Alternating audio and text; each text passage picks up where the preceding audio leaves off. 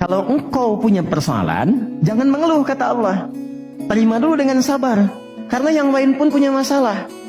Perhatikan fikih masalah. Nanti kita belajar fikihnya ya. Kata Allah, aku menitipkan masalah ini bukan ingin membuat kehidupanmu bermasalah, tapi meningkatkan kualitas hidupmu supaya lebih baik kemudian hari. Karena itulah ketika aku berikan, tak mungkin aku titipkan kalau engkau tak mampu. Maka turun ayat berikutnya, la yukallifullahu nafsan illa. Jadi nggak mungkin diuji itu Anda nggak mampu, nggak mungkin. Jadi kalau Anda datang ke sini sekarang sedang punya masalah, seberat apapun, itu tandanya Anda yang mampu, saya tidak. Saya tidak dititipi itu oleh Allah karena saya belum mampu, Anda mampu. Kalau Allah percaya kepada Anda, kenapa Anda pesimis? Lalu katakan, inna ma'al usri yusra. Bahasa kitanya begini, pasti berakhir, pasti selesai, gak ada yang gak ada solusinya. Kalau sedang punya persoalan, tanamkan itu dalam jiwa.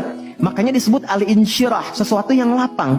Kalau kita menerima dan mengatakan seberat apapun pasti selesai, gak mungkin Allah tinggalkan. Tanamkan pada jiwa.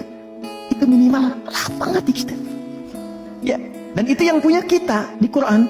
Katakan, yang praktekkan Jepang. Betul, di semua kegiatan pakai. Dulu ada yang senapas dengan Songgoku Songgoan tuh, ada benteng Takeshi kan ya? Ya, kalau mau naklukkan itu, ayo kamu bisa, kamu bisa, kamu bisa kan? Dibuatkan optimisme dalam dirinya supaya bisa. Nah ini kita ada ayatnya. Katakan pada dirimu, pasti selesai. Gak usah mengeluh.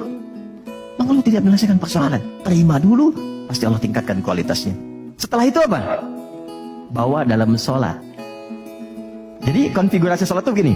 Kalau pagi punya masalah, kenapa dipanggil zuhur? Supaya diselesaikan dalam zuhur. Zuhur ke asar punya masalah, diselesaikan di asar. Nanti akumulasinya diselesaikan di isya. Kalau belum tuntas, tahajud. Makanya orang yang benar sholatnya, tidurnya tenang. Karena dia sudah curahkan kepada Allah. Ya Allah, engkau yang titipkan, engkau pasti selesaikan. Engkau yang berikan, engkau pakai tuntaskan. Engkau pasti tuntaskan.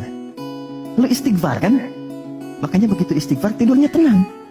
Gak percaya silahkan. Coba dulu evaluasi istighfar, tenangkan. Tidurnya enak.